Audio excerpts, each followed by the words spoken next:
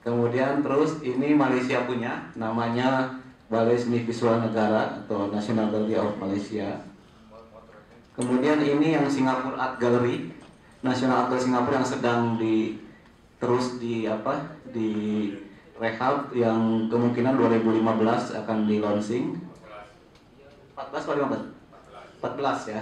Nah ini juga potongannya dari National Art Gallery Singapura. Kemudian lanjut, ini yang relatif masih baru, Thailand, namanya Thai Contemporary Art Museum. Ini agak keluar sedikit dari kota Bangkok, karena di Bangkok sendiri ada National Gallery of Bangkok. Kemudian ini ada Contemporary Art Museumnya. Oh swasta. Oke. Ini National Gallery of Modern Art di Delhi, India. Ada cabangnya lah istilahnya ya. Ada filialnya, ada satu di Mumbai, satu lagi di Kalkuta, ada 3, tapi tetap dalam pimpinannya itu tetap satu gitu. Ini di belakangnya ada yang baru. Lanjut, ini di Wakayama Jepang, baru ini Museum of Modern Art. Kemudian ini di Kyoto, sempat kita kunjungi ya di Kyoto. Nah ini yang cukup besar juga di National Museum of Contemporary Art di Seoul, Korea Selatan. Kemudian oh Seoul ya, salah ya Seoulnya. Oke, buru-buru Bu. Lanjut. Ini yang di Namok, Pak Ji, Namok yang lama ya. Sekarang Namok sedang gencar direnovasi besar-besaran di National Art Museum of China. Nah ada beberapa gambar yang saya nggak tahu apakah ini wujud yang baru atau hanya dari ide-ide. Tolong lanjut ya. Di Beijing. Nah ini ada gagasan baru National Art Namok. Apakah ini seperti ini atau ini bagian dari hasil dari presentasi mungkin ya. Kemudian bukan ya Pak? Oh belum ya. Terus ini mungkin di dalamnya ya. Terus ini di National Gallery of Australia ya. Ini di Sydney kalau. Oh Canberra, di Canberra ya. Terus ini yang Goma di Queensland, yang baru juga, ini sebenarnya yang lama di rehab juga ya, dikembangkan, pengembangan dari yang lama ya ini. Kemudian ini di Washington.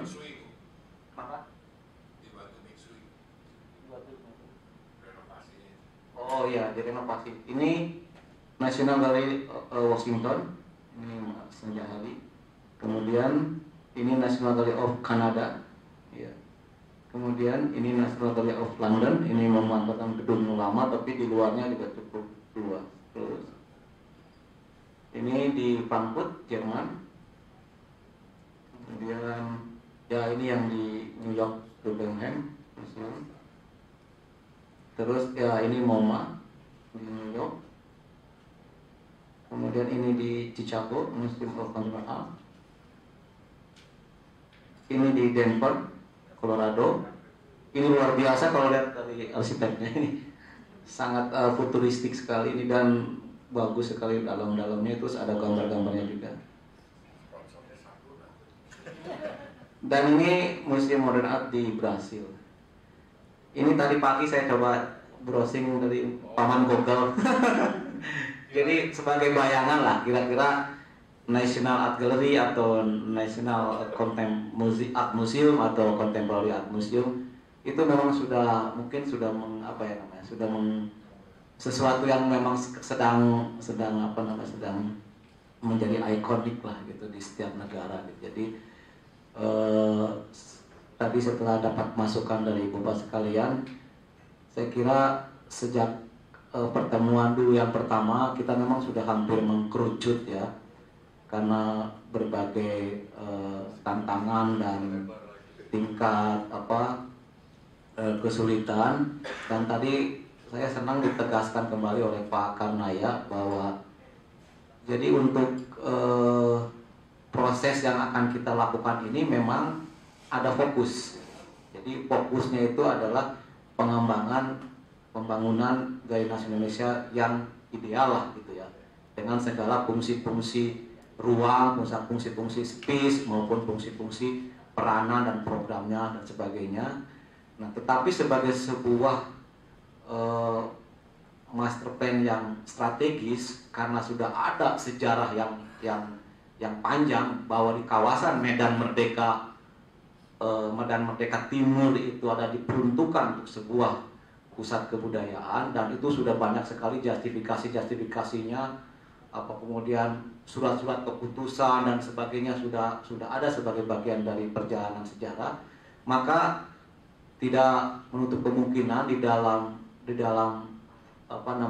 sayembara ini juga dibuka apa yang tadi disebut oleh Pak Kanaya sebagai extend ya, atau supaya itu sudah terbayangkan juga bahwa setelah di kawasan ada Gaya Nasional itu di samping kanannya misalnya itu kan sekarang ada Wisma Pertamina, kemudian di samping kiri ada Timah, di belakang ada sekolah, dan sekarang sebenarnya ada lahan kosong yang kemudian saya katakan tadi sudah diambil alih oleh Kementerian Perikanan dan Kelautan karena mereka lebih mampu untuk mengakuisisi lahan itu, sehingga kita kalah duluan begitu.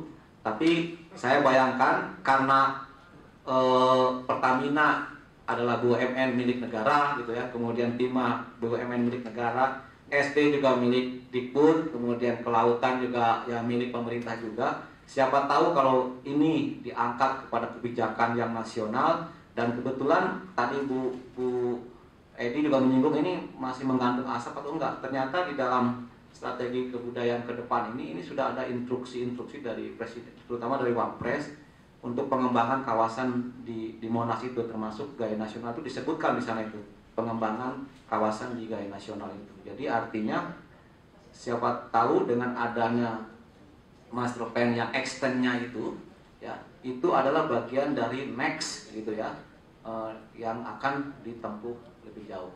Tetapi bagi kami sendiri sebenarnya yang sudah lama menunggu, dan kita juga sangat berharap dengan keberadaan infrastruktur National Gallery yang mungkin yang modern atau yang representatif, maka momentum semangat untuk membangun yang di bawah Kementerian Dikbud itu ya kita cepat ditanggap. Dan saya sudah menyampaikan kalau tahun ini sayembara Grand Design, kemudian master plan dan sampai ke DED sudah dibuat, maka tahun depan itu sudah harus ada yang dieksekusi, sudah mulai dieksekusi.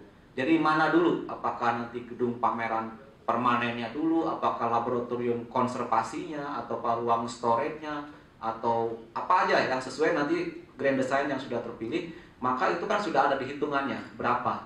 Nah, tahun depan kami sebenarnya sudah mewanti-wanti baik bidang perencanaan di kementerian harus ada output sendiri yang mengeluarkan anggaran untuk eksekusi. Karena kami juga diingatkan oleh Dirjen Anggaran, Pak, tahun ini jangan seperti yang dulu-dulu. Setiap membuat master plan atau bikin DED itu sudah berhenti di atas kertas, tidak ada eksekusi. Maka kami mohon ada jaminan tahun depan itu sudah ada eksekusi. Nah, ini pun kami dorong supaya tahun depan itu sudah mulai ada penganggaran. Karena terus terang saja, pembangunan museum untuk tahun ini sebenarnya sudah dialokasikan anggarannya. Karena berdasarkan timing atau mungkin berdasarkan perencanaan ya, mungkin Pak Gio juga bisa menyampaikan pengalaman-pengalaman seperti itu. Ternyata juga ada dana yang tidak terserap, Pak. Tahun ini di Museum Nasional itu sekitar 60 miliar. Sehingga itu dirotasi kepada gedung-gedung atau unit-unit kerja yang lain, termasuk misalnya Museum Basuki Abdullah, kemudian Museum Kebangkitan Nasional, atau beberapa museum, saya nggak tahu tuh hasil akhirnya kemudian dibagi masing-masing dapat berapa. Nah, kalau Gaya Nasional itu sudah punya master plan, kemudian sudah punya jelas grand design-nya, saya kira ini hal-hal seperti itu mungkin tidak akan lagi terjadi gitu. Jadi sudah jelas tahun ini Gaya Nasional, tahun depan Gaya Nasional untuk pembangunan itu mendapat berapa? 100 miliar, apa yang bisa dilakukan dengan uang itu sesuaikan dengan grand design yang ada tadi gitu. Jadi ini sudah harus action gitu. Ini yang kami dorong, dan ini kan Ibu Wamen Dikbud yang 2 kali ya sangat intens mengawal ini. Mudah-mudahan ada masa 1 tahun ini masih bisa mengawal, dan mudah-mudahan juga di kabinet yang akan datang juga tidak melepaskan begitu saja, karena ini sudah masuk di Bappenas tentunya gitu. Dan kita ini kami harap juga harus terus mengawal gitu. Artinya kita suatu saat perlu ada audiensi atau ada suatu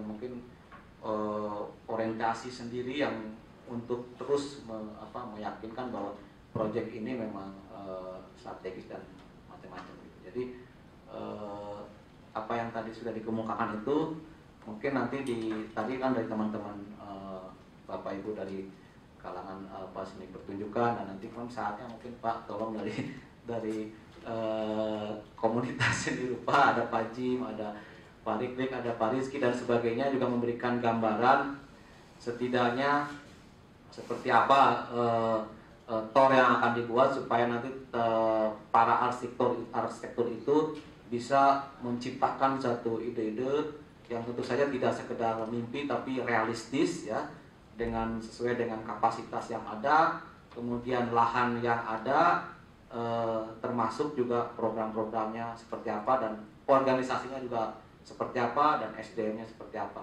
Nah nanti saya tadi menunjukkan yang existing Pak, yang existing tadi yang peta itu yang existing sekarang itu dalam catatan saya ada sekitar 17.500 meter persegi yang di kawasan gaya nasionalnya. Artinya kita tidak perlu lagi pembebasan, tapi syukur ada sekitar 2.400 itu adalah sekolah SD yang kebetulan di sini tadi ada Bu Timia, dan kami pun sebenarnya sudah beberapa kali rapat dengan dinas pendidikan dan dinas pendidikan ya, Pendas Pendidikan DKI pernah mengadakan rapat. Intinya mereka itu karena sudah ada surat-surat, sudah ada justifikasi peruntukan bahwa besok atau lusa apabila lahan itu dibutuhkan untuk pengembangan gaya nasional atau Wisma Seni Nasional, maka sekolah itu harus dialihkan atau dipindahkan atau dimutasi direlokasi gitu kan. Nah, cuman mereka menginginkan itu dengan sistem reslah gitu. Jadi kami pun nanti akan berusaha melalui birokrasi gitu kepada Gubernur DKI atau melalui surat menteri, karena itu masih di bawah Dikbud juga bidang pendidikan, apakah kita mengeluarkan alokasi untuk mencari lahan membangun sekolah di kawasan DKI sehingga itu bisa diruslah, dan bangunan SD yang sekitar 2.400 meter persegi itu bisa menambah kepada luasan yang 17.500. Nah, maka itu sudah jadi existing lahan yang kemungkinan itu bisa menjadi bayangan di tempat itu ruang bangunan, spis dan sebagainya yang nanti menjadi bagian dari penciptaan atau grand design. Saya kira itu pengantar untuk melanjutkan diskusi berikutnya. Baik, terima kasih Pak Andre. Rasanya cukup gamblang ya penjelasan dari Pak Andre, mudah-mudahan bisa menjadi bahan kita diskusi. Meskipun di sesi kedua ini kita topiknya sebetulnya mengenai rencana pengembangan terkait lahan ya, tapi saya rasa karena tadi belum semuanya saya lihat menyampaikan apa yang ditekankan oleh Pak Kanar ya terkait sama kebutuhan user, karena saya sepakat bahwa ini lebih utama harusnya dibahas, karena jangan sampai nanti bangunan yang dihasilkan akhirnya hanya semata-mata interpretasi arsitek, bukan berdasarkan kebutuhan seninya sendiri. Ini menurut saya bisa jadi mubazir gitu Pak Andre ya. Tapi rasanya bisa sambil paralel kalau memang ada input terkait lahan, karena tadi saya sudah menangkap beberapa masukan di utama justru membahas lahan dulu gitu ya. Terakhir itu dengan Pak Karaya dari lahannya mengikuti aturan yang ada, bahkan dari DKI juga mungkin memanfaatkan yang ada, bahkan Pak Wadina juga menekankan untuk supaya bisa jalan benar-benar beranjak pada lahan yang memang sudah dikuasai gitu Pak. Tadi dari penjelasan Bapak rasanya memang sudah ada plan-plan yang strategis ya untuk mewujudkan batasan lahan secara legal begitu Pak ya. Jadi baik, saya buka dengan ini sesi kedua. Saya persilahkan mungkin kepada Pak Jim, silakan monggo Pak.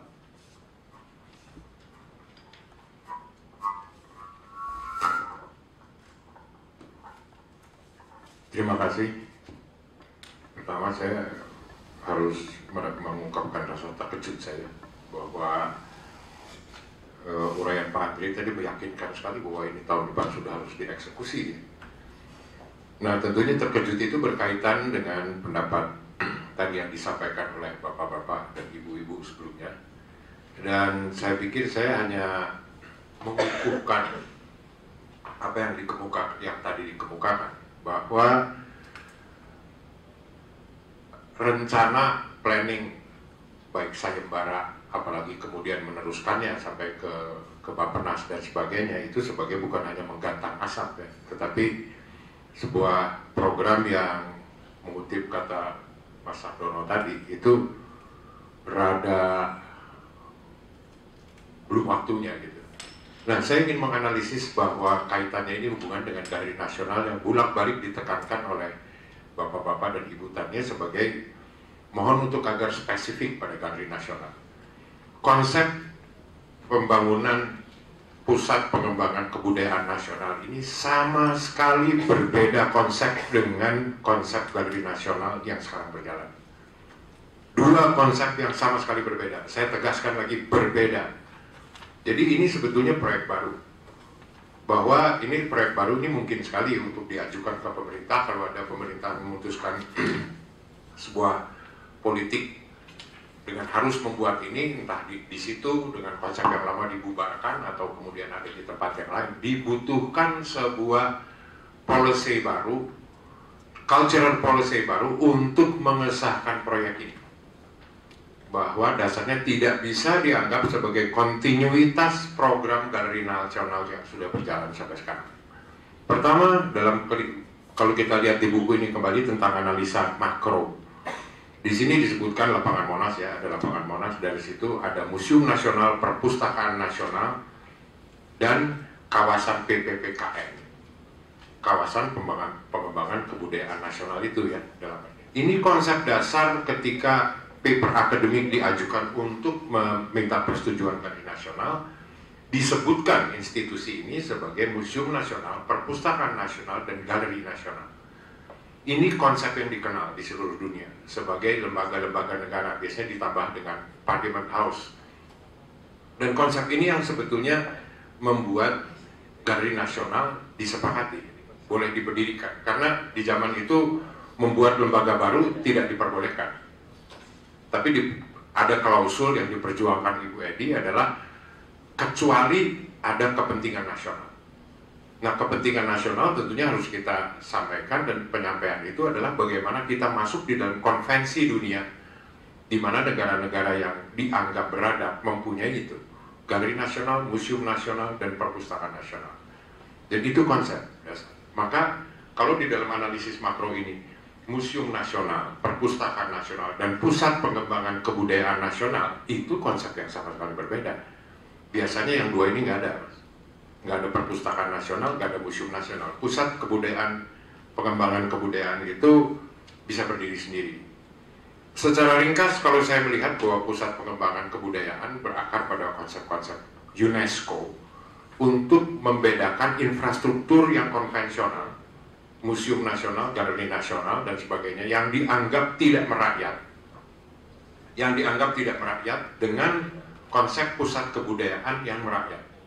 Maka cultural center atau pusat kebudayaan semacam ini merupakan konsep yang bisa didekatkan ke program-program UNESCO yang muncul pada tahun 70-an dan berbeda dengan konsep institusi budaya yang sudah mulai lebih dulu, yaitu Museum Nasional, Perpustakaan Nasional, dan Galeri Nasional.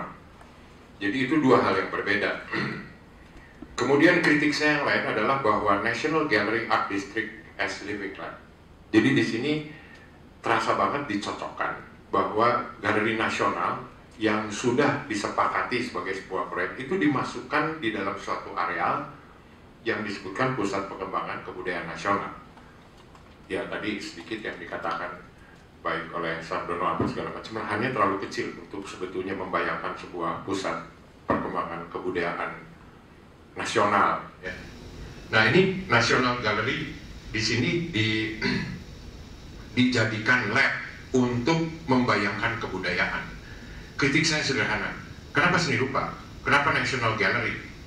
Kenapa bukan lembaga yang lain? Kenapa bukan teater? Kenapa bukan pertunjukan? Jadi di sini kerasa banget Galeri Nasional itu yang existing project ini dicocok-cocokkan untuk masuk di tengah sebuah pusat perkembangan kebudayaan. Terus kemudian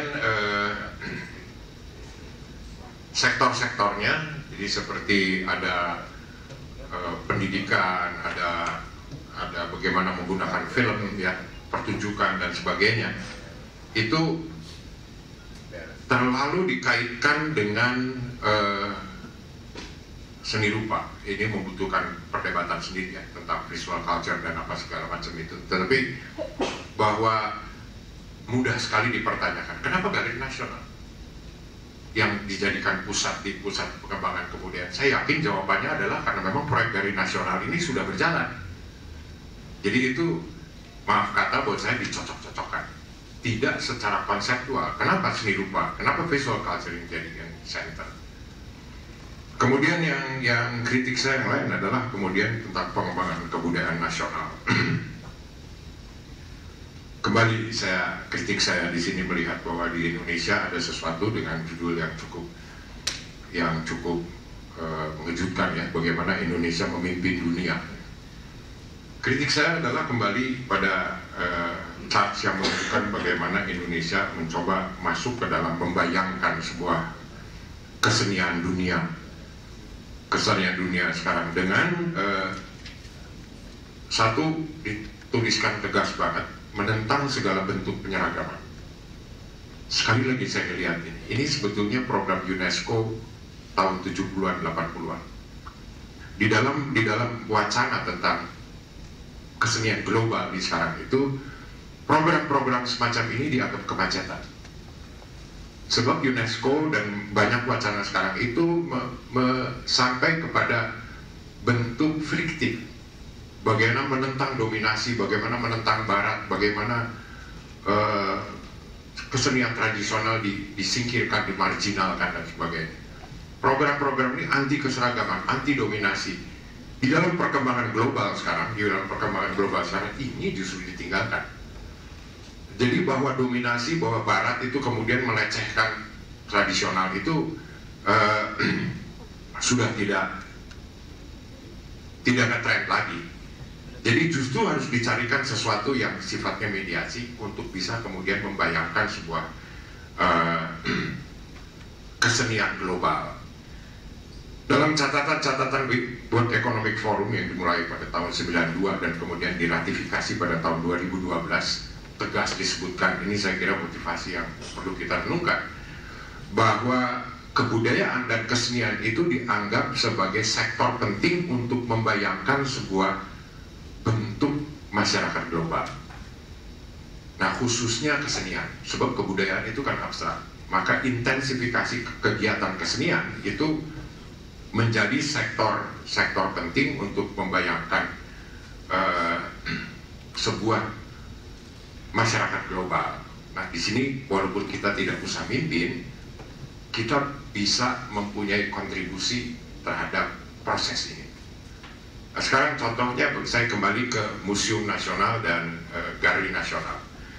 Terakhir ketika saya bicara dengan Pak Kacung Marijan bilang Galeri Nasional sekarang di bawah saya.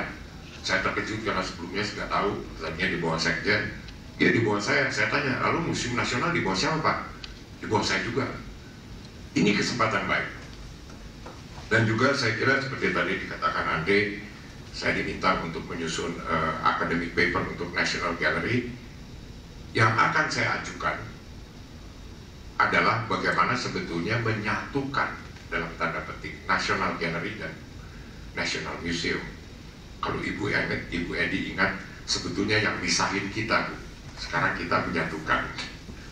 Dulu kita secara sengaja memisahkan sampai koleksi Raden Saleh yang di Museum Nasional itu dikeluarkan dengan SK Bu Edi untuk dipindahkan ke Galeri Nasional. Artefak-artefak yang ada di Galeri Nasional itu dipindahkan ke Museum Nasional. Itu perpindahan besar-besaran. Tapi yang bisa kita lihat bahwa keduanya bisa mempunyai program yang sama. Contoh sederhana saja, bahwa di Museum Nasional nanti harus ada pameran-pameran seni rupa kontemporer. Pameran seni rupa kontemporer sangat mungkin digabungkan dengan berbagai artefak. Saya kembali sedikit, baik Museum Nasional maupun Galeri Nasional itu sudah merupakan institusi yang memiliki state collection, koleksi negara. Koleksi, khususnya koleksi yang ada di Museum Nasional itu adalah koleksi yang sangat berharga. Itu udah nggak bisa disebut lah harganya. Itu udah termasuk heritage dunia. Di Galeri Nasional lumayan, walaupun tidak terlalu luar biasa. Maka di sana dia bukan hanya kegiatan, tetapi juga bagian untuk mengajarkan sejarah melalui koleksi-koleksi itu. Dan seperti yang saya sebutkan, baik Museum Nasional maupun Galeri Nasional harus mempunyai program interaksi. Di Galeri Nasional ditampilkan artefak-artefak, entah asmat, entah itu patung-patung Majapahit, dan sangat mungkin digabungkan dengan karya-karya masa kini. Dan pada kedua acara, pada kedua program yang semacam ini, itu dilibatkan kegiatan musik, teater, dan tari tradisional. Karena di masa-masa sekarang, kegiatan yang semacam itu sangat terintegrasi. Hampir tidak ada bienal yang tidak ada pertunjukannya sekarang, performance art. Maka sebetulnya memungkinkan sekali membuat program-program yang semacam itu. Maka yang lebih sederhana adalah mencoba melihat, ini perbedaan saya dengan pusat kebudayaan tadi, bahwa melihat kontinuitas rencana Galeri Nasional tahun 2000 diresmikan, dibutuhkan 13 tahun untuk bisa naik status menjadi sama seperti Museum Nasional.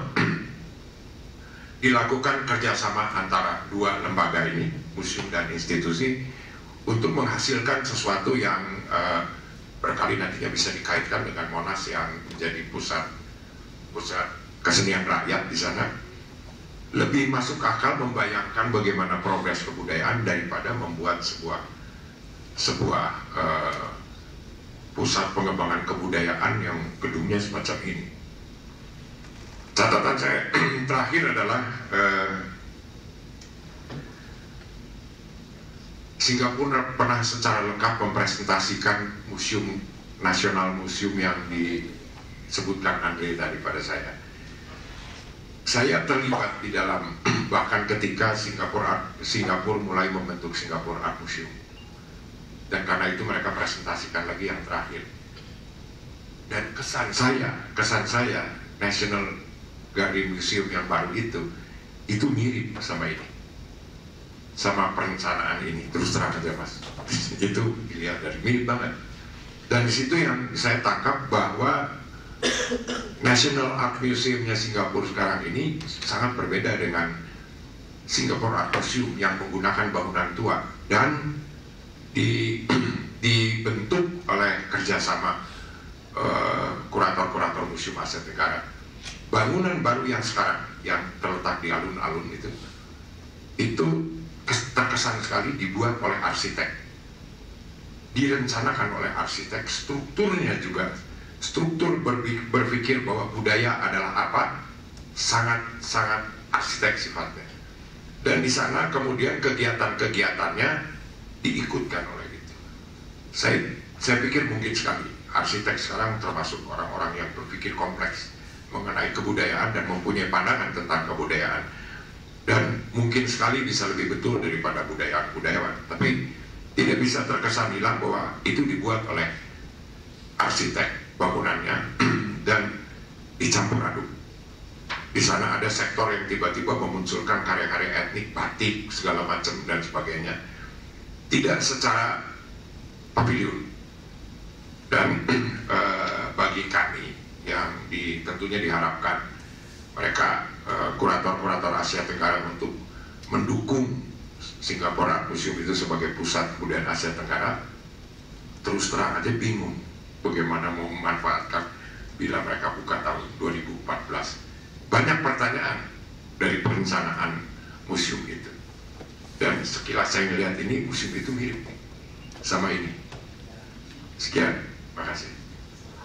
Saya kira Pak Jim banyak hal yang benarnya gitu ya, dari sisi konsep dan juga paradigma, termasuk tinjauan terhadap wacana global yang memang ada kecenderungan sekarang lembaga-lembaga seperti tadi yang sudah menjadi konvensi nasional itu memang memainkan perannya yang juga tidak inklusif gitu ya. Jadi itu bisa sangat terbuka terhadap satu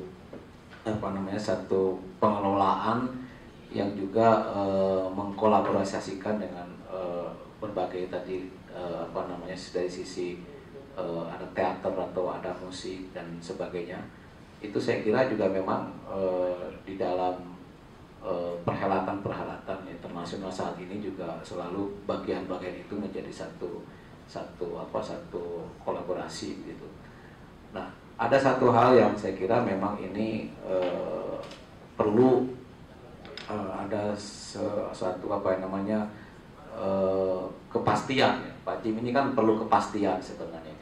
Seperti tadi yang kita sebutkan, walaupun kita memiliki konsep lama dan itu dalam hal ini juga Bu Edi menjadi bagian yang terpenting dari itu, di mana kita memiliki sejarah yang panjang menempatkan kawasan Merdeka Timur itu sebagai sebenarnya dulu namanya juga bukan pusat kebudayaan Pak. Kalau dalam awal-awalnya itu kan Wisma Seni Nasional gitu kan, bahasa-bahasa dari Bung Karno itu kan Wisma Seni Nasional. Kemudian proyek bertahun-tahun itu kan muncul proyek Wisma Nasional, dan saya adalah salah satu pimpro terakhir untuk membebaskan beberapa lahan atau beberapa fungsi gedung yang sebelumnya dihuni oleh penduduk. Jadi itu memang proyek-proyek Wisma Nasional itu tidak persis menyebutkan itu sebagai sebuah kawasan pusat kebudayaan sebenarnya. Tetapi ketika pada masa Bu Edi dan Pak Wardiman saya kira kemudian muncul ide menjadi Pusat Pengembangan Kebudayaan Nasional atau PPKN itu, dan kemudian juga pernah disayembarakan, dan kalau nggak salah itu yang memenangkan juga Atlir 6 Pak Darta, dan sudah membuat master plan termasuk juga maket dan sebagainya, semua arsipnya masih disimpan di Gaya Nasional. Nah, memang di dalam konsep itu sebagai sebuah pusat itu di dalamnya memang ada Gaya Nasional, tadi ada teater nasional, kemudian ada ruang fungsi-fungsi lain seperti pusat data kebudayaan dan sebagainya. Nah, ini yang kemudian kan selalu menjadi pegangan gitu kan. Nah, tetapi kita kan tadi juga menyatakan harus realistis sekarang dan juga harus melihat dari tadi proyeksi ke depan dan sebagainya. Ya kalau memang itu kemudian menjadi tadi Pak Jim bahasanya itu sudah sebuah sebuah kebijakan kultur polisi, kebijakan kebudayaan ini memang harus dirunut dari juga pemegang kebijakannya sendiri begitu kan. Sementara kan kami ini juga sebenarnya di tataran operasional ya, di tataran praktis. Nah, tetapi malah di dalam instruksi Wapres itu juga memang memunculkan pengembangannya tidak menyebutkan pengembangan dalam pengertian Medan Merdeka Timur ya, tetapi pengembangan kawasan monumen nasional, termasuk di dalamnya ada Gaya Nasional. Saya kira kalau kemudian kita sepakati bahwa di Medan Merdeka Timur itu adalah khusus secara spesifik diperuntukkan untuk hanya institusi Gaya Nasional Indonesia, saya kira itu juga sesuatu yang realistis juga gitu kan. Oh itu tadi di dalam kenyataannya ya, lembaganya sudah ada, kemudian ada lahan existingnya dan sebagainya. Nah, kalau misalnya kemudian harus ada pengembangan, itu kan pengembangan yang sifatnya extend tadi gitu. Tetapi dari segi konsepnya apakah masih terus menjadi sebagai sebuah pusat kebudayaan atau hanya sebagai fasilitasi atau infrastruktur untuk kebudayaan atau kesenian. Kalau muncul nantinya mungkin dimunculkan lalu ada tadi wacana teater nasional dan sebagainya. Saya kira itu memang akan panjang lagi ya anunya. Tapi saya ingin melihatnya momentum ini seperti tadi kita paralel, di satu sisi kita akan mengembangkan organisasi juga, tetapi ini juga bola kebijakan untuk mengembangkan infrastruktur gaya nasional dengan penganggaran yang relatif sudah mulai jelas ada lampu hijaunya, itu saya kira kan kita harus memulai dari perencanaan gitu. Makanya perencanaan sekarang dengan membuat grand design ini saya kira adalah bagian untuk perencanaan yang memang seharusnya sebagai dasar untuk mengeluarkan anggaran dan juga mengeksekusinya gitu. Nah, jadi saya sih melihatnya ke depan ini memang seperti juga banyak tuntutan dari masyarakat atau dari komunitas kesenian khusus seni rupa. Kita itu memang kekurangan infrastruktur ya untuk ruang-ruang pamer atau untuk pelestarian dari karya-karya seni rupa yang memang menjadi state collection gitu kan. Bayangkan ini, saya kebetulan kan hadir di Arjok, Pak Don juga mungkin menyaksikan, mungkin teman-teman yang lain. Bagaimana sebuah karya Indonesia yang demikian penuh kreativitas dan sebagainya menempati ruang yang bersesak-sesak gitu ya, dengan space yang sangat terbatas sehingga kita bisa mabuk lah dengan keberadaan karya itu. Mereka kemudian membuat satu seminar dengan tema juga bagaimana membangun sebuah museum contemporary art. Ya. Saya di sana salah satu narasumber. Saya menyebutkan bahwa membangun itu mungkin tidak mudah juga. Tapi kalau mengembangkan institusi yang ada, ya, kemudian seperti gaya nasional dengan kebutuhan-kebutuhan ruang, kemudian kebutuhan-kebutuhan program dan fungsi yang memang sudah seharusnya itu mendekati sesuatu yang real gitu, terutama di dalam kebijakan-kebijakan kebudayaan saat ini, Pak Jim ya. Jadi ini yang kita makanya sebenarnya kalau untuk ukuran pelimpahan wewenang dan tugas ya, untuk proyek yang tadi disebutnya kebijakan kebudayaan yang besar dengan membangun sebuah institusi besar dan sebagainya, diserahkan kepada lembaga gaya nasional yang notabene kalau dari segi positioning saya ini hanya pejabat di level ketiga atau keempat begitu. Ini kan sebenarnya agak seperti kemana itu para pengambil kebijakannya. Tetapi kan kita berharap terhadap bapak-bapak ibu-ibu di itu pun tidak juga memulai, dan tidak mungkin juga karena mungkin juga banyak hal yang perlu dipikirkan atau mungkin diperjuangkan. Nah, kami yang kebetulan mendapat tugas ini ya ingin sepenuhnya bisa dimaksimalkan dengan membagi atau mendapatkan masukan dan segala sesuatunya supaya pada waktunya itu ya artinya minimal hal-hal yang menjadi fundamental itu, baik itu mengenai arsitekturalnya, kemudian tadi mengenai fungsi-fungsi fasilitas publiknya, kemudian fungsi-fungsi ruang dan peruntukannya, lalu kemudian ada spes-spes apa lagi dan sebagainya, itu minimal memenuhi persyaratan untuk dianggap sebagai sebuah infrastruktur yang representatif di areal yang juga dianggap strategis. Nah, ini yang saya kira rapat ini juga, karena ini kan kita tidak lagi bisa menunggu terus terang saja. Menunggu artinya kalau kita berseminar lagi ya pasti akan ada banyak masukan-masukan lagi. Tapi paling tidak ini kalau di dalam sistem penganggaran, ini kita bicara dari sistem penganggaran, ini juga kita kan dikejar oleh target. Misalnya tadi saya dapat masukan dari YAI, masa untuk sayembara itu minimal 3 bulan. Jadi artinya masa 3 bulan, kemudian berikutnya adalah harus dieksekusi dalam bentuk master plan ya, atau penyusunan DED-nya, detail engineering design-nya. Nah, itu harus selesai pada tahun ini. Nah, baru tahun depan itulah tadi saya katakan saya memberanikan diri untuk eksekusi itu, karena ya saya mudah-mudahan masih bisa mengawal sekecil apapun, karena tadi wacana sekarang untuk pembangunan infrastruktur museum itu sedang meningkat. Mungkin Pak Gion bisa memberikan masukan juga. Untuk tahun ini ada 10 museum baru yang akan dibangun oleh pemerintah, dalam hal ini oleh lingkungan Dikbud. ada Museum Perang Dunia Kedua dan di Morotai ya.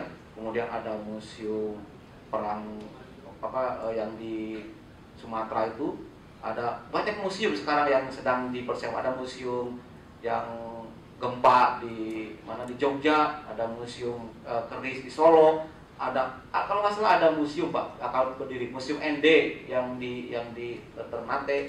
Jadi banyak museum. Nah, momentum ini kita memang tidak, untuk seni rupa itu tidak membuat sesuatu yang baru, tapi mengembangkan yang ada dengan infrastruktur baru. Termasuk Museum Nasional itu sekarang sudah percepatannya luar biasa dengan pengembangannya. Nah, kami ketika masuk ke lingkungan Dikbud dan sekarang di bawah Dirjen Kebudayaan, ya paralel nanti dengan pengembangan di Museum Nasional Pak, semestinya. Tapi kan kita memulainya walaupun baru tahun depan, ternyata Museum Nasional kan memang sudah lebih awal. Jadi ini yang dalam bahasa kami Pak Jim ya, dari proses-proses untuk mengapa tahun ini kemudian Galeri Nasional langsung diserahkan untuk segera membuat perencanaan bagaimana pengembangan di kawasan Medan Merdeka Timur, dalam hal ini ada Galeri Nasional. Tetapi karena kami adalah bagian dari proses sejarah yang sebelumnya, bahwa memang di kawasan itu menjadi sebuah wisma seni nasional dalam pengertian berubah menjadi pusat budaya, itu saya kira ya, kalaupun nanti kita hasil rekomendasi ini kalau tadi Pak Kanai bilang hanya dibuat extend saja atau bisa outlet saja atau bagaimana, yaitu monggo. Tapi saya sih sebenarnya semangat saya itu ada pengembangan Galeri Nasional yang memang dari sisi infrastruktur yang ada, kemudian lahan yang ada, dan itu bisa dikembangkan sesuai dengan harapan. Karena ada beberapa tadi seperti Pak Ji bilang di Singapura mirip-mirip itu, ya bisa jadi karena Museum Nasional Art Gallery-nya Singapura itu kan juga dari City Hall kan, atau dari gedung lama yang kemudian dimodif dengan arsitektur baru, dan itu juga ternyata juga ada keseimbangan antara modern dan juga klasik gitu. Dan kita memang ada hal-hal yang seperti tadi, ada beberapa bangunan yang memang mau tidak harus dijaga sebagai cagar budaya. Yang kami pernah tanyakan itu adalah yang di gedung yang utama itu setidaknya secara profil atau secara ini tetap dijaga gitu kan. Nah, sementara yang lain-lain itu kan masih bisa dirubuhkan atau bisa dihancurkan dengan bangunan ke atas maupun ke bawah dengan fungsi-fungsi yang nanti kita akan sepakati ya.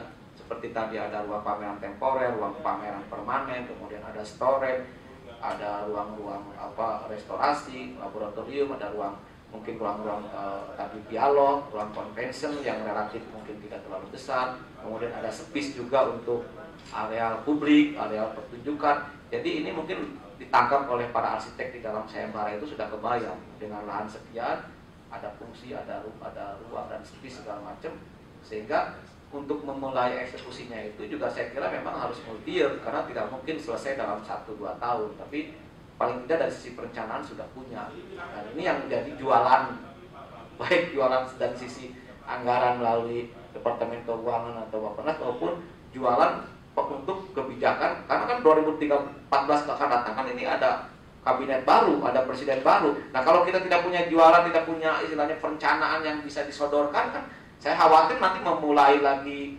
baru dengan kebijakan baru yang di luar dari konteks yang sudah kita jalani ini. Ini kan juga bukan suatu yang kadang-kadang bisa saja terjadi seperti itu. Walaupun kami sendiri masih orang di dalamnya gitu. Tapi kadang-kadang ada kan sekarang kan tidak politik kebijakan pemerintahan itu kan berdasarkan visi-misinya presiden. Jadi bukan seperti kayak dulu ada GBHN. Jadi nanti kalau visi misinya presidennya akan datang itu terimplementasinya juga akan ke bawahnya juga akan mengalami sedikitnya ada perbedaan. Saya kira itu, tapi silakan dilanjutkan. Saya tambahkan sedikit untuk menanggapi sedikit ya Pak. Sekaligus saya kira penting untuk saya tetap bertahan pada apa yang saya kemukakan tadi. Ini dua konsep yang berbeda. Persoalan siapa yang memungkinkan bisa aja. Dalam artian misalnya direncanakan pusat pengembangan kebudayaan nasional di lahan galeri nasional, saran saya jangan mulai dari galeri nasional. Betul-betul membayangkan sebuah pusat pengembangan kebudayaan nasional. Nah tentunya yang tadi sudah dibahas juga oleh beberapa orang, untuk sebuah pusat pengembangan kebudayaan nasional terlalu kecil kalau cuma lahannya ganas. Dulu waktu diajukan, waktu dulu direncanakan pusat pengembangan itu kan sampai ke Pertamina, sampai ke Departemen Luar Negeri, sampai Timah dan sebagainya. Sekarang pun seperti itu, Pak. Ya, saya nggak tahu lah. Pokoknya kalau di dalam ketentuan dulu waktu direncanakan sebagai pusat pengembangan kebudayaan itu semacam itu lahannya, dan itu direncanakan dibantu oleh Mitsui. Jadi itu dua hal yang berbeda. Jadi saya kira tidak bisa disamakan. Nah sekarang dalam analisis, kalau saya pikir yang kita hadapi sekarang, yang sekarang jelas-jelas kita hadapi menjadi persoalan adalah apa yang dikemukakan langsung oleh Dirjen, bahwa menaikkan status galeri nasional ke 2B. Ini drama sebetulnya yang sudah 13 tahun dijanjikan oleh pemerintah untuk tidak dinaikkan. Ini di depan mata untuk dinaikkan. Dengan begitu, 15 tahun. Dengan begitu anggaran akan muncul, segala macam gedung akan muncul, dalam artian perbaikan, memungkinkan untuk bikin storage, memungkinkan akuisisi dan sebagainya. Ini program yang sudah di depan mata. Nah kemudian yang kalau misalnya saya tambahkan bahwa Museum Nasional, Galeri Nasional, dan Perpustakaan Nasional bagian dari kecil ini tidak menimbulkan friksi karena orang mengenal lembaga itu sudah cukup lama. Jadi apapun tidak menimbulkan perdebatan lah. Bahwa ini ditetapkan di masa lalu, Galeri Nasional ini kan ditetapkan di masa Soeharto kan. Di dalam perkembangan sekarang orang tidak berdebat National Gallery itu apa. Jadi mempunyai pemahaman yang jelas. Nah kalau menurut pendapat saya, pembangunan pusat pengembangan kebudayaan nasional ini itu mengandung visi. Menurut pendapat saya, ini tidak bisa sembarangan dibangun. Kita lihat di dalam kondisi begini yang kaitannya sampai bagaimana policy dan sebagainya. Ini menyangkut cultural policy pemerintah yang harus disahkan oleh DPR. Jelas, dan harus didasarkan wacana yang cukup dominan pada masyarakat. Semuanya harus muncul dari cultural policy. Kita nggak punya cultural policy. Sini ada sebutan Creative Indonesia. Australia bicara tentang Creative Australia. Policy, cultural policy-nya. Ya kita nggak usah perlu lah, kita nggak punya negara kita. Tapi kalau kemudian kita membuatkan sendiri sebuah cultural policy menurut pendapat-pendapat tertentu, saya kira akan menimbulkan friksi. Karena menyangkut cultural policy dan semua orang merasa mempunyai hak untuk bicara itu. Minimal pemerintah. Jadi itu yang saya lihat bandingannya. Dan yang lain tentunya jangan diusahakan untuk mendapat pengesahan pusat pengembangan kebudayaan nasional ini dengan konsep galeri nasional. Gampang banget itu digugurkannya. Dua substansi yang sangat berbeda, polisinya berbeda, struktur berpikirnya berbeda. Jadi saya kira sulit untuk mengkaitkan itu.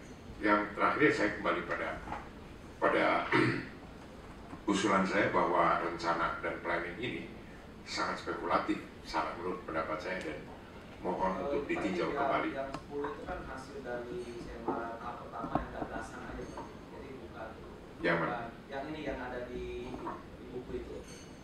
Ya. Ya, itu kan hasil dari seminar gagasan pada tahap awal itu. Oke, ini yang saya bilang. Ya, itu kan pemikiran-pemikiran dari ini kan yang dijadikan pertimbangan untuk membangun ruang ya. Nantinya diharapkan sekarang ini itu hanya gagasan aja Pak yang diperoleh dari berbagai masukan. Oke. Itu yang diharapkan, ini makanya dicetak di buku dan kemudian nanti diharapkan kita memberi tor. Di sini kan dibuatkan tor. Iya, konsepnya tetap ini. Enggak, bukan. Maksud saya ada tambahan, ada ini apa segala macam. Rumpun, kalau saya mau menyebutkan rumpun berpikirnya akan tetap di sini. Ini makanya yang saya bilang ini konsepnya kurang lebih ketika saya lihat di Singapura mirip. Ada macam-macam pendekatan membuat infrastruktur kebudayaan atau kesenian. Dan ini kan ada macam-macam paham. Ada macam paham. Yang paling aman itu yang konvensional. Yang konvensional itu tidak menimbulkan friksi. Tetapi kalau kita menyangkut policy, otomatis menimbulkan perdebatan. Perdebatan itu tidak harus dianggap sebagai saling menentang, ya, tetapi perdebatan itu bagaimana mendapat konsep yang terbaik. Seluruh dunia, negara mencoba mencari itu. Tapi tentunya itu dicapai dengan tidak mudah. Tidak bisa mengumpulkan 10 orang budayawan yang dianggap top, coba bikinin cultural policy. Seluruh bangsa harus ngikutin itu. Nggak mungkin. Itu konsep-konsep esensialis gituan udah nggak ada di zaman sekarang. Apa sebuah kebudayaan yang esensinya begini? Nggak ada. Sebuah bangunan yang mungkin dibuat 1 triliun ini berdasarkan esensi pengembangan kebudayaan, pengesahannya susah itu untuk menegakkan itu. Sekian.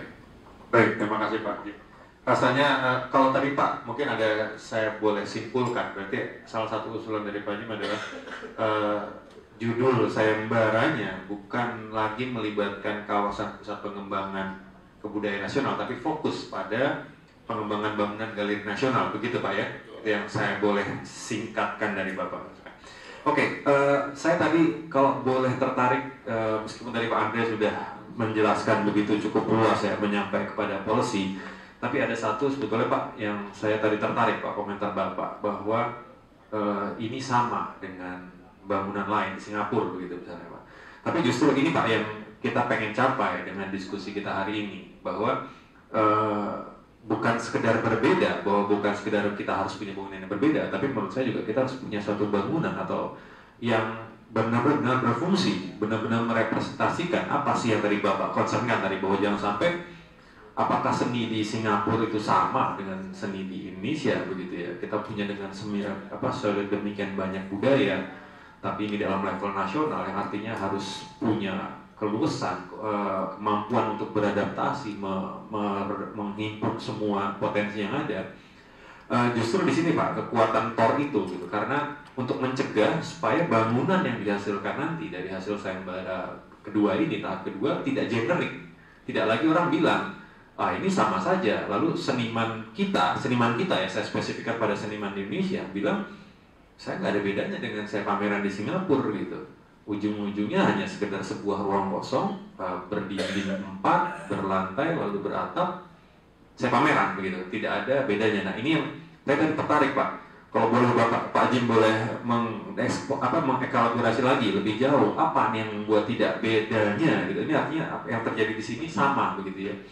Kalau boleh Bapak boleh elaborasi, bahkan mungkin bisa didorong pada mengerucutnya program-program apa yang bisa kita masukkan dalam TOR, rasanya akan menarik Pak, sehingga tadi hasilnya tidak biasa saja, tetapi juga tidak asal berbeda ya. Karena kalau asal berbeda saja nanti juga jadinya ini apa nih, ini ondel-ondel apa gitu, nanti juga jadi bahan guyonan gitu yang tidak tangible gitu. Mungkin Pak Jim bisa. Ya, saya rasa Anda menduga salah terhadap apa yang saya kemukakan. Kesamaan dari kesan sama saya dari konsep yang tampil di sini, walaupun ini katakanlah muncul tadi ide-ide dari macam-macam. Kesamaannya itu adalah struktur itu dibangun oleh seorang arsitek, oleh para arsitek lah, kayak gitu. Kita tahu arsitek sama bahkan lebih intensif dalam membicarakan kebudayaannya, terutama di dalam artian melihat perkembangan kota, prinsip urban, pemikiran-pemikiran urban, sistem kota dan kebudayaan kota, subculture, culture segala macam itu keluar dari pikiran-pikiran para arsitek. Dan kita tahu perkembangan pemikiran ini, struktur ini dibuat oleh para arsitek dalam semangat era masa lalu ya. Ini banyakkan kaum modernis cara berpikir ini masih merasa ada optimisme untuk menemukan sebuah esensi, sebuah bangunan esensial, sebuah konsep yang esensial yang bisa membentuk sebuah kebudayaan.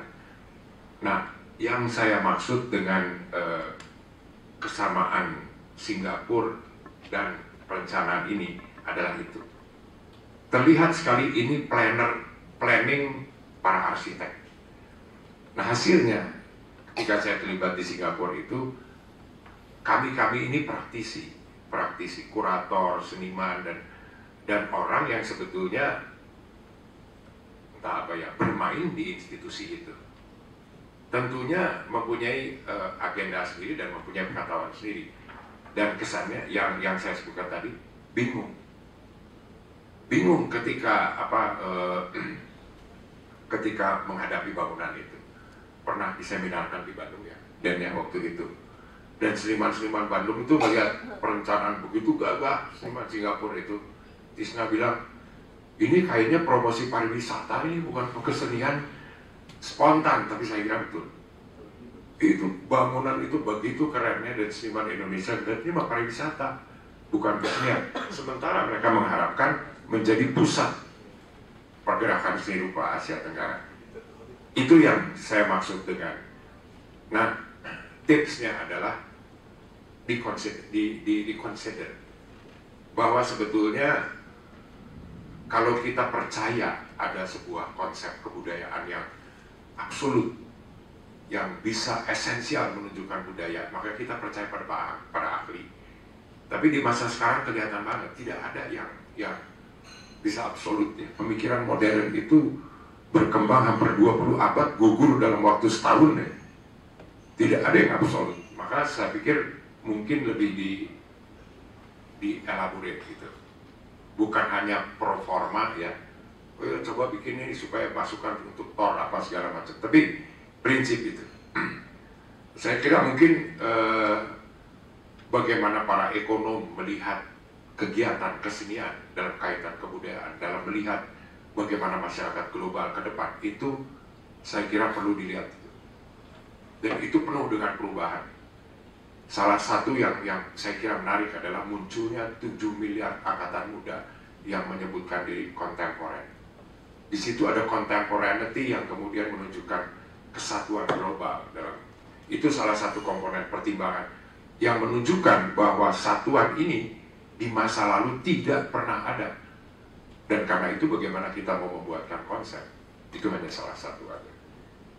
Moga-moga bisa ditangkap apa yang saya bukakan. Baik, terima kasih Pak. Rasanya saya kalau boleh nanti Pak, habis ini di follow up dengan sebuah tulisan Pak dari Pak Jim, karena cukup menarik pemikirannya, supaya bisa direkam Pak, dicermati oleh para arsitek yang nantinya akan mengikuti sayembara ini, lalu mereka bisa menangkap ya esensi dari user. Karena seperti Bapak tadi bilang, arsitek bergerak dengan program dengan segala macam, mereka memang membentuk ruang gitu. Memang kadang-kadang ada semacam usaha untuk mengarahkan pada itu. Saya mungkin sebelum Bu Edi, kalau saya boleh dengar dari Pak Wadiono, mungkin dari kayaknya tadi sudah bersiap-siap memberi komentar nih Pak. Monggo Pak. Habis ini mungkin baru saya serahkan ke Bu Edi ya Bu. Sebetulnya mau memberi komentar karena disebut-sebut sama Pak Andre Pak. Saya membantu Pak Andre itu pada waktu Pak Andre uangnya masih sedikit Pak. Jadi pada waktu di Parekraf, Pak Mangiono nih saya dapat dana 300 juta, mau diapain? Buat ngecat aja lah. Jadi yang model gitu-gitu terbesar itu mungkin 3 miliar ya. Dan memang dengan dana seperti itu tidak akan terjadi apa-apa gitu, kecuali mendaya gunakan. Tapi kita juga sudah cukup melihat kelemahan, masalah-masalah yang terjadi pada Galeri Nasional pada waktu difungsikan seperti dulu, seperti sekarang ini. Terutama sebagai museum, dia tidak layak, barang-barang utama yang bagus-bagus ditaruh malahan di pinggir gitu. Sedangkan galeri utama yang paling kerennya itu dipakai untuk pameran-pameran temporer oleh artis-artis ya, yang lain gitu. Jadi lalu pendukung sebuah museum itu harusnya apa, pendukung sebuah galeri sebetulnya apa, dan bagaimana yang masalah paling krusial itu adalah memperluas ruang pamer. Itu sangat spesifik ya. Dan tidak pernah ada dana yang cukup besar untuk melakukan itu pada waktu masih sama Parekraf. Sekarang dengan dipindahkan mungkin ke Dikbud, maka kemudian banyak dana yang keluar yang tadi disebut oleh Pak Andre itu adalah sebetulnya sisa-sisa dana dari Museum Nasional muncul karena sebetulnya sistem pemerintahan kita di dalam anggaran, di mana sebetulnya sesudah disahkan di tahun sebelumnya sebetulnya anggaran bisa betul-betul keluar sekitar Mei, Pak. Jadi untuk di situ masih ada masalah lelang untuk konsultan, lelang untuk macam-macam, sehingga tidak mungkin ada bangunan yang secara masif besar. Saya kira sedang dialami di PKJT. Tidak mungkin gitu, karena tiba-tiba sudah habis masanya, sedangkan anggaran harus habis masa itu. Yang dibilang multi years itu sebetulnya harus melalui sebuah proses. Sementara sesudah desain jadi, masih ada urusan ini di Museum Nasional, Pak ya, ke PU, ke tata bangunan, ke PPAK, Pak ya, arsitek-arsitek itu menilai, sehingga tiba-tiba waktunya habis, sehingga untuk itu baru bisa dibikin sebagian saja. Dan saya kira ini sangat umum di kita. Itu yang harus diterobos kalau mau membuat sebuah kompleks yang bisa dibangun tanpa intervensi atau multi years. Karena itulah juga pada waktu saya membantu Pak Andre, sebetulnya menjadi kecil-kecil masalah interior, masalah mengatasi ini, mengatasi itu juga terganggu oleh hal-hal seperti itu. Nah, saya kira itu yang butuh pengawalan khusus ya. Masalah bagaimana sebuah keputusan tentang anggaran seberapa besar pun Museum Nasional itu 160 miliar atau apa ya. Tapi kemarin baru keluar segitu aja sudah mengalami gangguan-gangguan birokratis sebetulnya, bukan masalah teknis. Masalah teknis nggak ada masalah. Nah, saya kira kalau perlu pengawalan di situ. Nah, kalau secara ide saya kira-kira sepakat dengan Pak Karnaya yang juga didukung ya, bahwa sebetulnya karena konsep besar tentang pusat kebudayaan nasional itu sebetulnya belum jelas, sedang masalah-masalah yang ada di Galeri Nasional jauh lebih jelas. Kalau dia akan dijadikan galeri dan museum ya, itu sudah jauh lebih jelas, sedangkan lahannya juga sudah jelas, cuman segitu gitu. Jadi memang kita konsentrasi saja kepada bagaimana sebuah Galeri Nasional bisa di-extend menjadi juga punya space-space untuk art yang lain gitu. Yang juga sudah terjadi, kadang-kadang ada fashion show di situ, kadang-kadang ada tarian, dan kalau ada pertunjukan yang dipaksakan adalah gedung belakang itu Pak ya, yang tadinya untuk gimnasium anak-anak SMA, serbaguna itu sebetulnya itu bekas tempat olahraga, tempat nggak tahu ngapain pada waktu masih SMA. Saya ikut membantu Bu Edi, Pak Jim juga pada waktu men-switch dari sebuah SMA menjadi sebuah galeri seperti ini, Pak Nurus, bersama waktu JNB dulu ya. Dan itu saja sebetulnya sudah kelihatan bahwa akan ada masalah-masalah sebagai ruang pamer museum, apalagi juga kalau galeri itu sebetulnya sekedar sebuah space, tetapi ruang-ruang pendukung dan sebagainya, termasuk SDM-nya juga sebetulnya tidak siap untuk sebuah galeri nasional yang berkelas seperti yang ditayangkan Pak Andre. Tadi saya sempat cemburu Pak Andre ini jalan-jalan dulu kerjanya. Tahunya browsing pagi-pagi. Ada sebagian yang Ya, saya kira mungkin kita ke situ saja. Mungkin saya ingin cerita sedikit saja. Sebuah galeri yang di Osaka, galeri nasional, bukan galeri nasional, galeri kota sebetulnya di Osaka, yang sebetulnya dia membuat penyelesaian ruangnya sangat baik Pak. Sebelum itu di situ ada science center dan sebuah kantor, sehingga kalau lahan itu dibangun vertikal, maka tidak akan ada lagi public space. Sedangkan itulah yang dibutuhkan galeri. Artinya orang turun dari bus, orang cari orientasi, keluar duduk-duduk, makan siang di taman dan sebagainya. Jadi yang dilakukan adalah entrance-nya saja yang dibikin ikon, terus seluruh galeri itu 4 lantai ke bawah. Ya. Jadi semua diletakkan ke bawah sehingga atasnya sangat, dia tidak mau lagi membuat gedung, karena kalau itu dibangun ke atas akan membuat ruang publiknya sempit gitu. Nah itu solusi, dan mungkin juga ini terjadi Pak. Bagaimana kalau kita berpikir, karena di sini sudah ada konsep sirkulasi di kolong jalan Pak ya. Jadi konsep itu juga sebetulnya bisa diulang, bahwa sebetulnya tanpa banyak merusak bangunan, kemudian masih memelihara yang ada dengan extension, sebetulnya kita juga bisa menciptakan ruang-ruang di bawah. Tetapi kalau bagaimana itu menjadi sebuah teater, karena hal yang salah itu adalah, atau yang agak keliru adalah membayangkan kita ingin menciptakan ikon arsitektural gitu ya. Yang tadi ditunjukkan ada Guggenheim, ada yang lain-lain, sebetulnya itu menjadi ikon yang bersifat tower, sebetulnya menara, monumen. Sebetulnya mungkin kita bisa lebih mencari jalan lagi bagaimana sebetulnya banyak hal-hal yang menarik yang sebetulnya memperbesar ruang dengan cara-cara yang lebih tetap menciptakan ruang-ruang yang berkesinambungan gitu.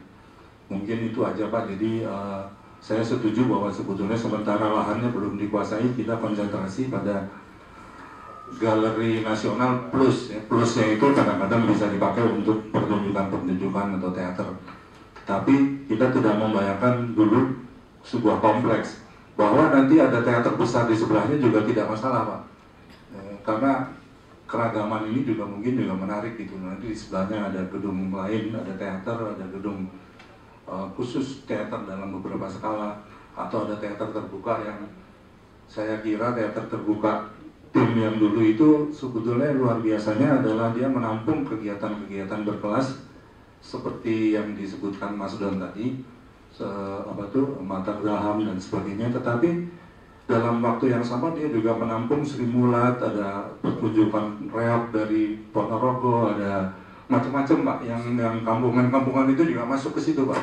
Jadi sebetulnya itu yang membuat sebuah suasana menjadi, apalagi kita kan sebetulnya sebagian besar rakyat kita masih seperti itu ya. Kalau kita bicara yang disampaikan di slide sebetulnya itu sudah sebuah fasilitas kelas menengah ya. Tapi kalau kita lihat kemarin misalnya Ariyah itu ya, ada pertunjukan sebagian besar yang nonton rakyat dan sebagainya, ada apa-apa Monas itu penuh dengan rakyat Pak setiap malam, sebetulnya bukan hanya hari Minggu saja. Jadi sebetulnya kebutuhan itu juga ada gitu. Dan saya kira mungkin itulah bedanya masalah kita gitu. Kalau kita bilang kelas menengah sebetulnya lebih banyak yang miskin ya. Jadi mudah-mudahan sebetulnya konsentrasi fokus pada masalah justru supaya plan ini bisa dijual Pak.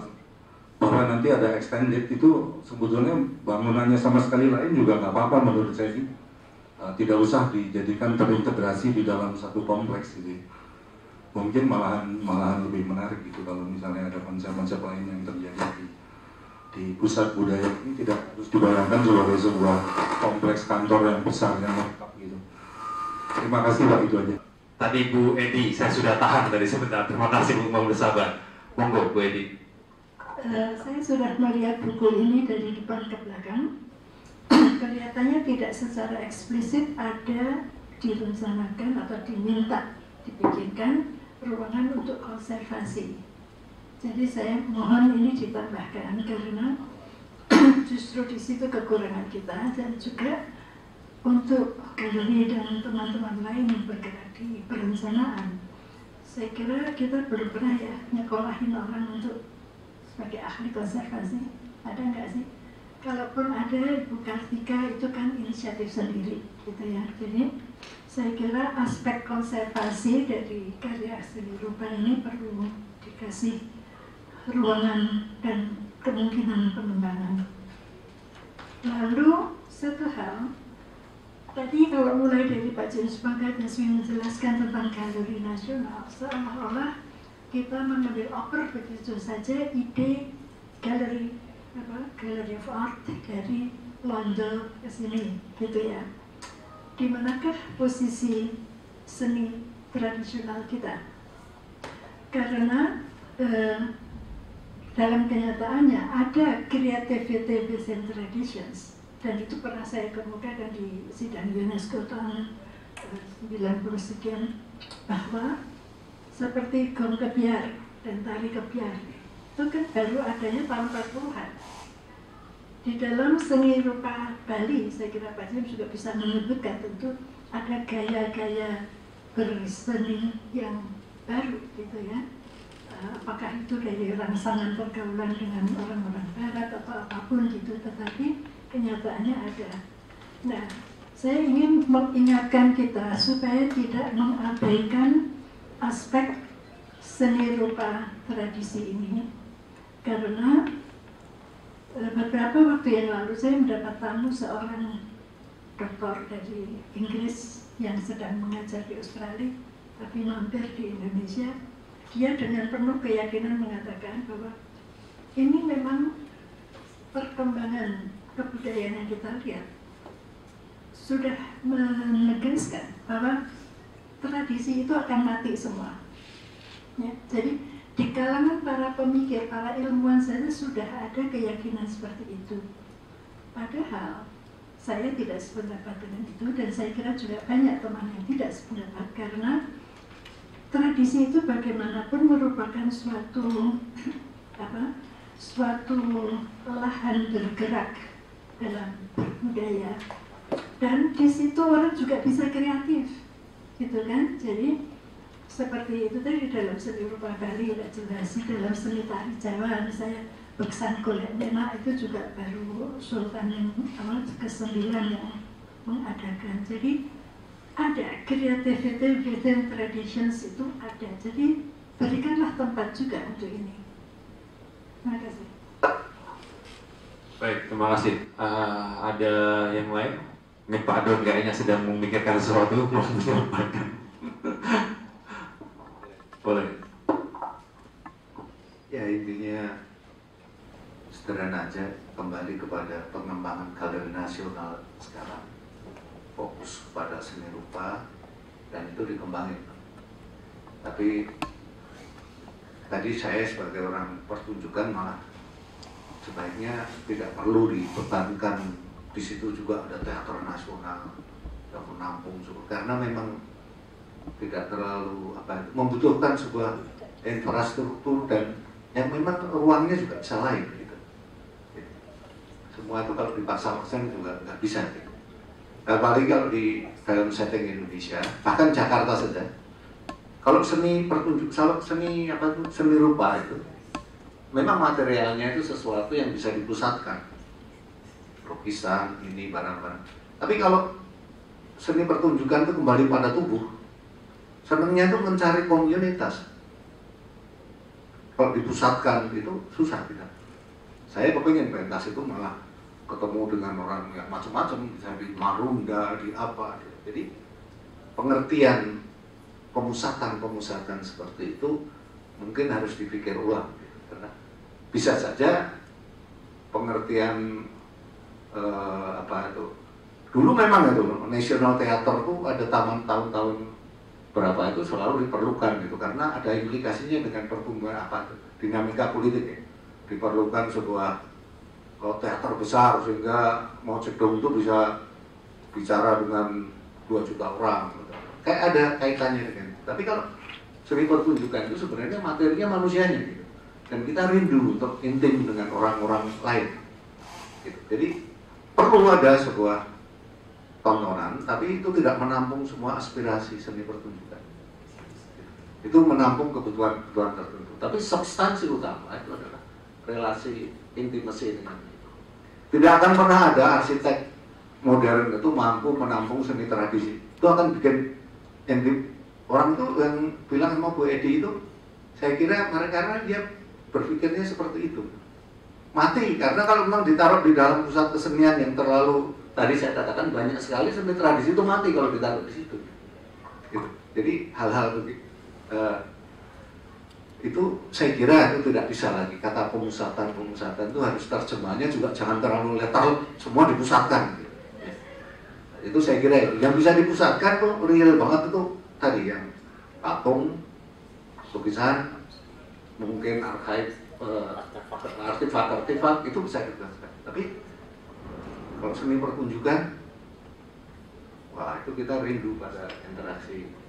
Jadi akan mati kalau disuruh tari Bali itu makin lama makin mati kalau di kota itu para arsitek hanya membangun sebuah bangunan megah dengan panggung yang namanya panggung itu kayak panggung zaman ya tadi tradisi Bauhaus itu yang dengan konsep altar penontonnya di bawah ini itu mati sebenarnya, karena tari Bali itu kita harus detail, intim, lihat mata, lihat jari, lihat ekspresi gitu.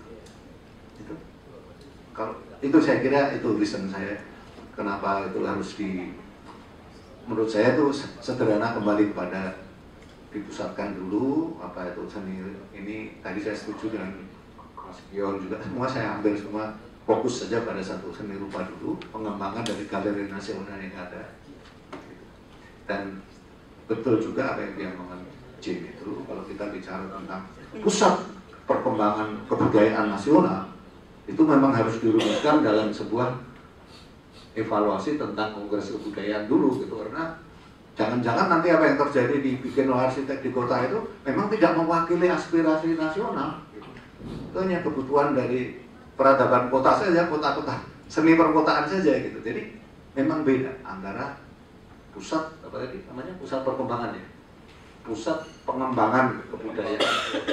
Nah, pengembangan nasional memang mungkin tidak terlalu penting itu pusat pemusatan seperti itu gitu.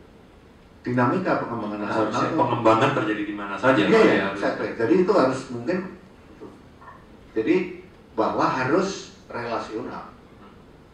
Pusat ini tidak berarti sebuah agen tunggal gitu atau puncak penanggung jawab inti aja. Wah, tidak. Tadi dia akan mengelola sebuah ya, saya kira. Dan juga bahkan di kota sendiri teman saya di Hong Kong ketika tahun 1998 itu kembali di Cina, itu teman saya ini dia datang cerita, wah ini repot ini, kenapa?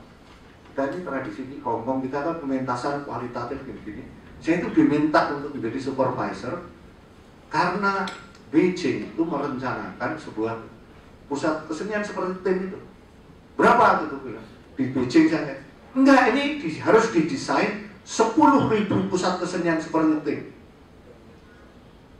Karena keragaman, jadi memang mulai dari desentralisasi itu. Kalau untuk mau menggerakkan semuanya gitu, kira-kira gitu. Justru nanti, jadi ini kebutuhan wajar saja menurut saya kalau galeri nasional itu dikembangin karena memang harus ada apa itu tempat yang standar secara internasional, representatif begitu Pak ya. Iya, representatif. Saya kira dan itu pun masih belajar banyak dan uangnya banyak gitu untuk membayar segala macam itu sistem itu. Saya kira itu. Baik, terima kasih Pak Don. Sebelum karena waktu buka puasa sudah saya dikasih tahu panitia 17.52 ini. Sebelum saya tutup mungkin apakah saya beri kesempatan terakhir mungkin apakah ada karena tadi saya tertarik ya yang disampaikan oleh Bu Edi bahwa saya melihat sesuatu itu mati itu karena kalau nggak memang sakit-sakitan atau dibunuh gitu kan Pak. Jadi sekarang pertanyaannya apakah nanti kita akan membunuh tradisi itu sendiri atau tidak gitu kan, atau kita biarkan sakit-sakitan. Nah, ini kan caranya tinggal dua saja. Tapi mudah-mudahan apa yang kita lakukan sekarang tidak bertujuan seperti itu. Jadi saya mungkin akan berharap banyak Pak nanti pada Pak Jem dan Bu Edi dan yang lainnya.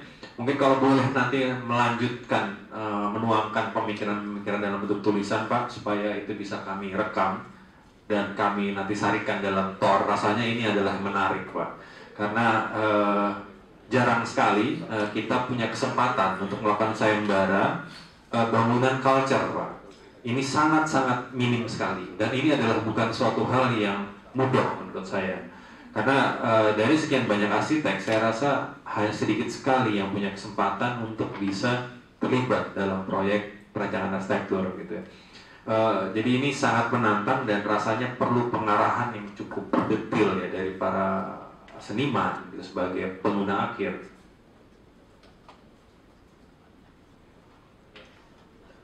Betul, jadi tadi Pak Andre mengatakan saya, di sayembara tahap pertama begitu banyak Pak, begitu banyak peserta, begitu banyak ide, memang kami sampai kesulitan kalau dibilang mencari gagasan mana yang terbaik gitu ya. Makanya harapannya dengan masukan pada hari ini, mudah-mudahan juga tidak berhenti dalam hari ini. Saya berharap dari Bapak-Bapak bisa, jika ada makalah-makalah lanjutan yang bisa mendapat masukan lebih detail terkait program ruang pemanfaatan, supaya tadi Pak, kulit bangunan tidak ditentukan semata-mata jadi sesuatu yang monumental, karena rasanya kita sudah beranjak dari dari fase masa tadi gitu. Kita tidak lagi membangun penanda-penanda yang hanya merepresentasikan suatu masa atau suatu tujuan tertentu, tapi function, balik lagi ke bahwa apa nih fungsinya gitu. Suatu yang indah kalau habis itu tidak ada fungsinya, mungkin malah lebih baik gor basket yang bisa digunakan macam-macam gitu ketimbang kita punya bangunan bagus. Rasanya mungkin kalau boleh itu bisa menjadi satu penutup kita diskusi sore hari ini. Saya mengucapkan terima kasih banyak kepada Bapak Ibu yang bersedia meluangkan waktu buat pikiran dan komentar-komentarnya. Mudah-mudahan apa yang Bapak Ibu sampaikan dapat menjadi materi yang begitu banyak buat kami dalam menyusun langkah selanjutnya sayembara ini. Demikian dari saya kembalikan lagi pada MC untuk melanjutkan acara.